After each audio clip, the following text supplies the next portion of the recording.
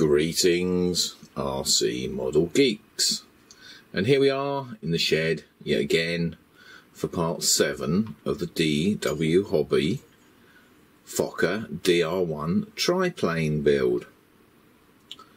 So today it's back on to the fuselage. So first things first, we need to make some parts again, some sub-assemblies. And they are these.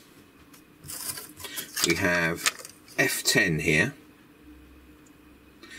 which needs a blind nut in it, and this uses F24 on the back of it as a doubler. F24 is one of those wooden washer things. So I've epoxied all that a lot together. And I've had to shorten the blind nut again so that it doesn't protrude past the end of the wood there. So that is done, and that goes in the rear of the plane down here, and that blind nut is used for securing the spring on the tail wheel. The next thing we need to make are these things. Now these are the bolts, or the mounting points rather, for the middle wing, and they are made up of F23, F24, which is the washer, and the blind nut. And there's two of those, and there's a left and right handed pair. There you go, as you can see, they're opposites to each other. Okay, so those need to be glued together. The next thing you need to make is these things.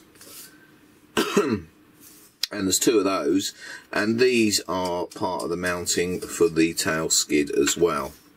And they comprise of 3 parts, which are there. So we've got an F12-2 and an F12 and another F12-2 there, and they basically go together like that. So that U-shaped one goes in the middle, and there you go. And that basically just needs to be glued together. Make sure it's all nice and straight. When they're done, they will be slotting in to this bit of wood like that, and they'll be glued in there, both of them. So yeah, I'm going to get on with gluing that second one of those together, and then I'll glue them both into here. And that is the main parts for the next bit. So back in a minute. Okay, so we have the builders banging away yet again across the road. This is the longest porch build ever. Must be into its 5th week by now. Right, okay, I have glued those F12s into F10. And it has to go in this orientation. You can see where the blind nut is there, and you can see the angle on the bottom of F12, and that is the way round it has to go. So that's good. So that's all done. We can put that to one side. Next we need to find F20, which is this bit of balsa. We need to find F22, which is that bit of balsa, and we need to find F21, which is a bit of ply. And those 3 parts go together in here to make up them, basically the mountings for the wing, the centre wing. So I'm going to drop those together and let you see how they go. Okay, we are nipping along. So I've assembled all those parts together on the top here, which is the mounting points for the middle wing. You can see how it all clips together there. And that's all glued in. So yeah, perfect. What you just want to make sure is that these plates here do line up with the bottom of that hole, because there is a bit of carbon fibre, glass fibre sheet that comes through there, and that's the attachment for the wing. So if there's a lip here, then it makes it difficult to get the that bit of sheet through. Right, next thing is the cabane mountings, which are here and here, and the same on the other side. Now, on this drawing here, it shows them as F25, F26, F27. Now, when I cut these out and number them up, those numbers are in a different order to what I have written there. What is written here now is correct, and that is the positions they go in. So go by this, not by the part number. And I'll put them into place now so you can get an idea of where they actually go. Okay, I'm just doing the front mounting point for the cabanes, or the woodwork around it anyway. And as you can see, I've got F42 and F35. Okay, now they're labelled up wrong. They're actually labelled the other way round. So in the laser cutting, that's marked up as F42 and that's marked up as F35, so they want swapping around. But yeah, no biggie, but you know, just something to watch out for when you're trying to work out where the parts go. So I'm going to carry on and do the other side of those two mounting points. We've done that one there, as you can see, and we've done that one there. So yeah, I'm going to do the ones on the other side now. Okay. And as soon as I start speaking, there goes the sound again. Right. So I've done those front mounting blocks there as well. So that is pretty much all of those bits done. These ones were actually labelled up right, which is always a positive. They are F37 and F36. Yeah, 37 and 36. So, yeah, they're all done on both sides as well. So the next thing I think we're going to do is finish up putting these rear formers in. And so I'll be back with you when I've got some of those in. So, I have been progressing. I've glued in the rear formers. There, and there. I've glued in F13-2, which goes there, and F13-1, which goes there. I've also glued in that F10, which also had those other bits we made earlier on it.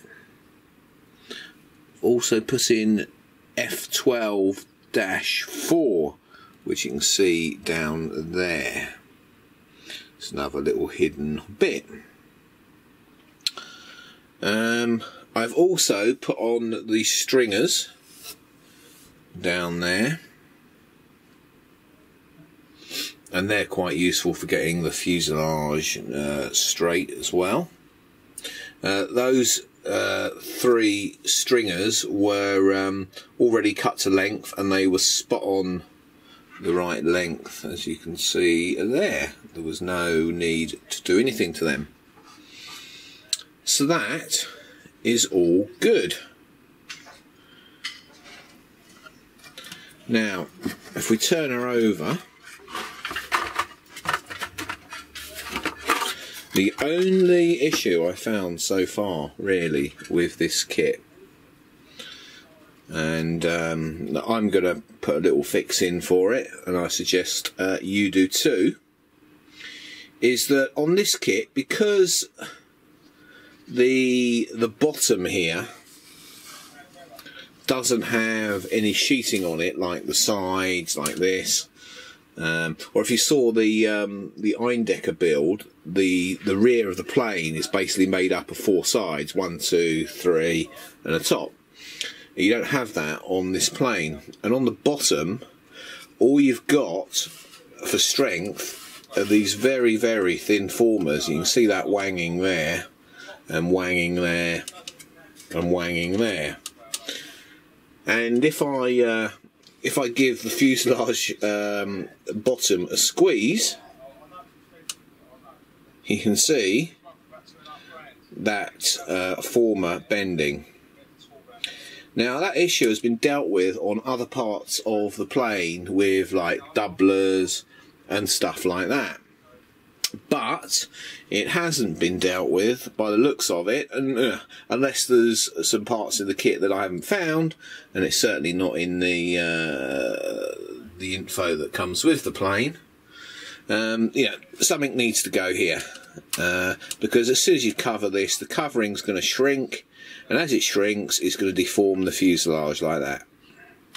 I'm not pressing that very hard at all, and you can see that flex in there.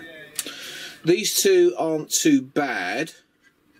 They don't seem to flex, but, you know, give them a bit of a push and they'll start to go. So what I propose is I'm going to use a little bit of, I don't know, maybe quarter square, and just put it across there, and across there, and that will stop that bowing weakness that you get. You can see, I'll just touch it and it goes, you know. There, that's the only place I've found this issue. Like I said, it's been dealt with in other places, but it doesn't seem to have been dealt with on that bottom part there. So I'm going to put a little fix in for that and come back to you. Okay, so I've added just 3 little strengtheners across here, here and here. And now there is no chance of bending and twisting when the covering goes on, which was a great possibility before. I've also glued on, which other bit, if I didn't mention it before, this top bit here, which is what, F13 I think. This has got 3 holes in it, so I believe that the tailplane actually screws on there, which should be interesting. So yes, it's all coming together. So I might do a little bit more before I call it a day. It's now getting on a bit, but I'm thinking to start putting some of the stuff down the side here. So we'll see how that goes. It'd be nice to get this fuselage close to being done today. We'll have to see. So back in a minute. Okay, started to do a bit more on the side cheeks here. Right, so this is I believe F16, this big vertical that runs all the way down there, and joined onto it is F16-1. You can see the join there, and that runs down to there. And then we've got these sort of half moon formers in there. So we've got like F2-1, F3-1, F4-1 and F5-1 there. And they all slot together and glue onto the fuselage, and they're sort of creating that curved shape of the fuselage. Now you've also got these stringers that run down here, and they're just square wood, Now they're cut to length. Now on the instructions it says they are, and I'm just trying to find it as I'm looking at it, I think they are 380 long. And I measured them, they are 380. Now 380 fits perfectly in this bottom one. As you can see, it comes up to there and it goes to here. Now, as I said, these are cut to length already. Now, this top one, in instructions, it says it's 380, but it's not. Or rather, it needs to be longer. And if you look here, you can just see it's probably 5mm short. So those top ones need to be 385. I don't know whether there is a couple of bits of 385 in there or not, but like I said, the instructions say it's 380.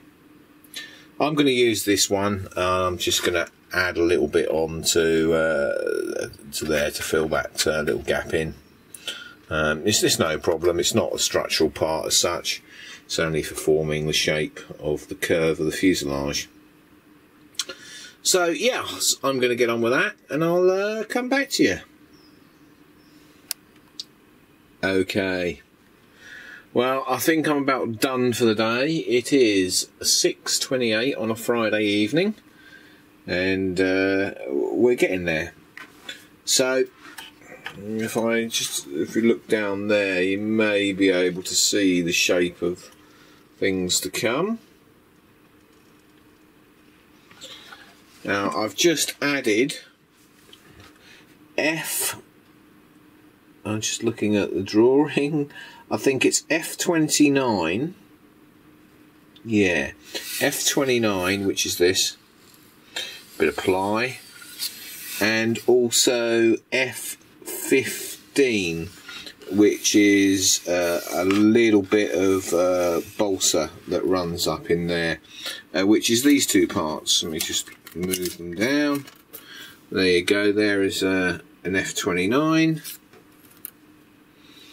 and there is an F15, and they go together to make this quite beautiful area. Now it's really coming to a nice shape, this whole plane.